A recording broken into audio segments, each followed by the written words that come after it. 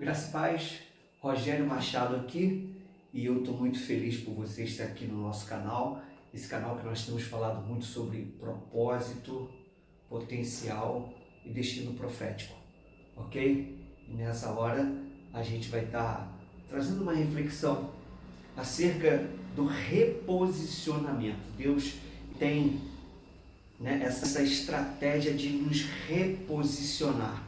Eu vou falar de uma pessoa que estava lá vivendo a sua vida, o seu trabalho, ainda não estava no centro do seu propósito e Deus o tirou daquela vida dele ali e o colocou para viver efetivamente o seu propósito de vida, o motivo pelo qual ele veio para essa terra, tá legal? Eu quero pedir para você também que você esteja aí curtindo, compartilhando, que você salve esse vídeo, que você compartilhe esse vídeo aí para pelo menos 3 pessoas, tá bom? Que você sabe que precisa ouvir algo da parte do Senhor, de pessoas que ainda não têm certeza acerca do seu propósito de vida, compartilhe, tá legal? Vamos lá? Eu quero deixar um texto aqui que está em Lucas capítulo 5. Sucedeu que, apartando a multidão para ouvir a palavra de Deus, estava ele junto ao lago de Genezaré. E viu estar 2 barcos junto à praia do lago. Os pescadores, havendo descido deles, estavam lavando as redes. E entrando num dos barcos, que era o de Simão, pediu-lhe que o afastasse um pouco da terra. E assentando-se, ensinava do barco à multidão. E quando acabou de falar, disse a Simão: faze-te ao mar alto e lança as vossas redes para pescar. Viu? Depois que ele acabou de falar, ele liberou Pedro para fazer a vontade dele. Mas qual foi o propósito cumprido primeiro? De Pedro ou de Jesus? Pense nisso. E respondendo Simão, disse-lhe: mestre, havendo trabalhado toda a noite, nada apanhamos, mas porque tu mandas, lançarei a minha rede. E fazendo assim, colheram uma grande quantidade de peixes e rompia-se-lhes a rede. Ok? E fizeram sinal aos companheiros que estavam do outro lado, no outro barco, para que os fossem ajudar. E foram e encheram ambos os barcos, de maneira tal que quase iam a pique. Pedro era pescador, mas ele também era um pescador empreendedor. Ok? Ele era o dono daquele barco. E para para sair ao mar, para pescar, muitos investimentos deveriam acontecer. Ele deveria investir, ele deveria abastecer, deveria reparar todas as questões ali, do barco, enfim, para que ele pudesse realizar o seu ofício, o seu trabalho. E apesar de todo o seu esforço, apesar de toda a sua experiência, apesar de tudo aquilo que ele sabia sobre rede, sobre pescar, sobre peixe, sobre cardumes, onde estavam ou não, ele não teve sucesso.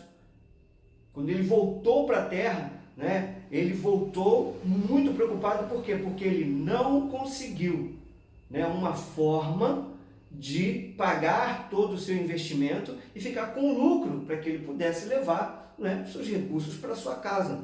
Pedro teve uma noite difícil. Pedro teve uma noite muito difícil. E veja, nós, seres humanos, nós terráqueos, nós não tivemos uma noite difícil, nós tivemos um ano muito difícil. Um ano bastante difícil. Tá claro? Eu não sei como é que foi para você, mas para a maioria das pessoas, e não foi só no Brasil, não foi só na América Latina, no mundo inteiro, nós testemunhamos coisas terríveis, cenas horrendas, não é? E isso aí causou um problema muito, muito, muito grande, na vida de muitas pessoas. E pessoas, aliás, que assim como Pedro, a despeito do seu melhor, porque Pedro, como um pescador experiente, certamente, ele conhecia todas aquelas técnicas, ele conhecia toda aquela região ali, conhecia os cardumes, mas sabe, Pedro estava vivendo uma situação em que, apesar de todo o seu conhecimento, apesar de toda a sua experiência, nada disso fez com que ele tivesse peixes na sua rede. Ele teve um fracasso, ok? Ele teve um fracasso. E quem passa por situações semelhantes, geralmente tem um sentimento chamado de frustração. Pedro, como qualquer outra pessoa, certamente estava bastante frustrado. Tanto que quando ele foi conversar com Jesus, ele falou: Senhor, eu pesquei a noite inteira e não apanhamos nada. Jesus nem perguntou se ele pescou ou não pescou, ele estava ali externando, ele estava ali compartilhando com o máximo de pessoas, sobre a sua frustração, sobre o seu fracasso. E não é incomum, muitas vezes, quando a gente sofre um revés, quando a gente sofre um fracasso, que a gente às vezes entre num rodamuinho, é um turbilhão de sentimentos, de pensamentos que nos colocam, que nos arrastam cada vez mais para baixo. cada vez mais para baixo, um rodamuinho emocional, não é? E quem sabe você esteja vivendo isso nesses dias. Teve um ano muito complicado, a conta não está fechando para você e a situação está bastante complicada, ok? Essa noite frustrada que Pedro teve, né, ela tinha um propósito.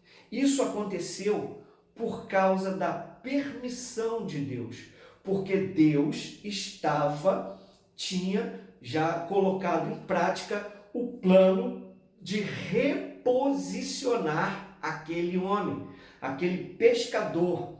Ele seria reposicionado, né, dessa condição de pescador para se transformar num pregador do Evangelho, num homem que manifestaria sinais e maravilhas, um homem que lideraria outras pessoas, outros apóstolos, não é? E mais tarde viria Paulo também, né? Iria impactar todo o Império Romano através da palavra de Deus, através da manifestação de todo o potencial espiritual que eles tinham. Ok?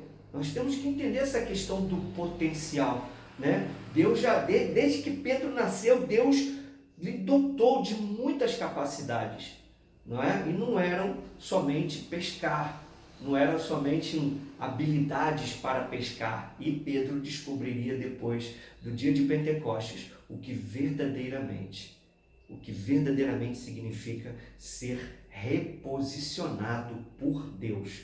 Está entendendo o que eu estou falando? Deus reposicionou Paulo naquele caminho de Damasco ali.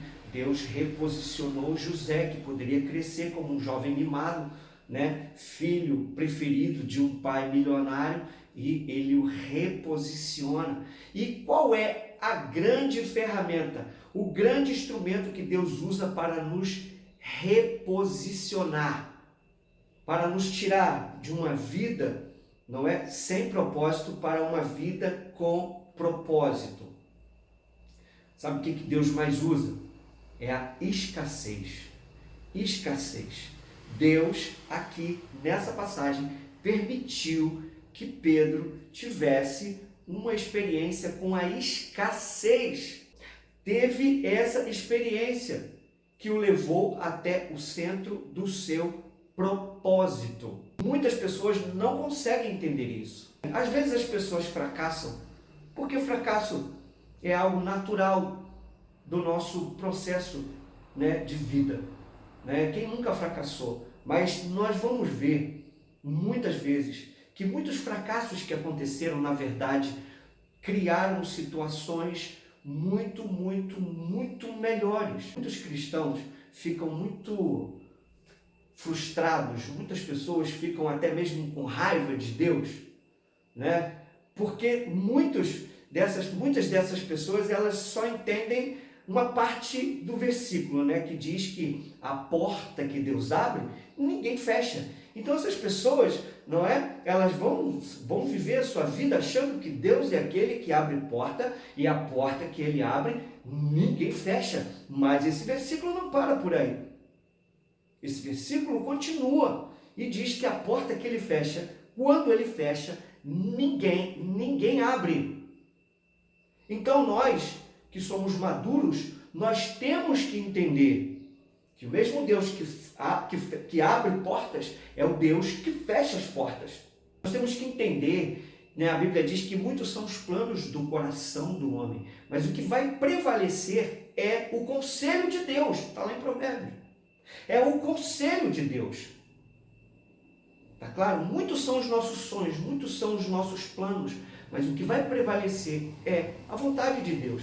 E não poucas vezes, quando pessoas têm uma experiência com fracasso, muitas vezes essa pessoa vai ser criticada. Muitas vezes outras pessoas vão falar mal da sua experiência com a escassez. Tá claro? Imagina só, talvez é possível, né? Pedro, tão experiente, e os outros pescadores falando entre si, como é que pode sair e não pescar nada? Né? A Bíblia está cheia dessas passagens aí. Por exemplo, né, Elias, Deus iria reposicionar Elias, o profeta Elias, né, que teve uma grande vitória contra Acabe e Jezabel e os profetas, né, de Baal. E o que aconteceu? Estava lá ele, escondido no riacho, onde os corvos levavam alimento para ele, correto? Levavam alimento para ele e ele bebia água do riacho, tranquilo, né? Vivendo bem tranquilo durante uma das secas mais severas de toda a história de Israel. Mas Deus não queria que ele ficasse ali. Deus queria reposicioná-lo para Acabe e Jezabel, para que ele se manifestasse a Israel como um profeta cheio do poder de Deus, que tinha que cumprir um propósito. O que Deus faz? Deus seca o riacho, desaparecem os corvos. E aí Deus usa a escassez para tirá-lo daquela zona de conforto, aquela zona de segurança, para o lugar do seu propósito, o lugar do seu chamado, manifestar a glória de Deus na nação israelita, trazer juízo sobre todos aqueles que viviam deliberadamente contra a vontade de Deus. Outra coisa que eu quero falar para você, né, é que Deus tinha também um propósito com o barco de Pedro. Usou aquele barco ali, né, como plataforma para dar mais uma de suas aulas maravilhosas. O texto não diz o que foi que ele ensinou aqui, mas o fato é que ele usou aquele barco. Toda essa situação, ela serviu para impactar aquele pescador que nem sonhava o grande homem de Deus que ele se tornaria. Imagina só se Pedro tivesse sucesso nessa pescaria. Se ele tivesse sucesso nessa pescaria, certamente estaria na sua casa, tranquilo, almoçando, né, ali junto da sua família. E o que acontece? Se não fosse esse fracasso que Deus permitiu na vida de Pedro, ele não protagonizaria uma das passagens mais impactantes de toda a Escritura Sagrada. Talvez você esteja passando por isso. Talvez você, né, esteja aí. Porque às vezes a gente fracassa, mas nós identificamos, eu deixei de fazer isso, eu deixei de fazer aquilo. Mas muitas vezes não. Muitas vezes nós demos o nosso melhor. Muitas vezes nós investimos toda a nossa força, todo o nosso conhecimento, todo o nosso networking, tudo que nós poderíamos usar, e ainda assim fracassamos. E muitas vezes, quando isso acontece, é porque Deus tem um grande propósito. Deus quer nos reposicionar, nos colocar em outro patamar profético, nos colocar em outro patamar profissional, né? Porque nós também cumprimos o nosso propósito enquanto desenvolvemos o nosso trabalho. E aqui, mais uma vez, está Deus usando a escassez para tirar Pedro, né, daquela zona de segurança, daquela vida comum, para o centro do seu propósito na sua vida. Amém? Veja, os planos de Deus sempre vão prevalecer. Sempre vão prevalecer. Outra coisa que nós temos que entender aqui, o texto diz, né, depois que Jesus falou, ele disse: Pedro, agora sim, agora você pode pegar as suas redes e pescar. Aqui a gente chega num ponto muito interessante, né, que a gente fala, né, do propósito de Deus e etc, né, que o propósito. Mas Pedro tinha uma escolha, ele poderia escolher não ir pescar. Pedro, apesar do seu grande fracasso, ele decidiu obedecer. Aliás, nesse texto aqui, no original, né, ele deixa claro: Senhor, pela tua palavra. Pedro estava reconhecendo Jesus como o epistates.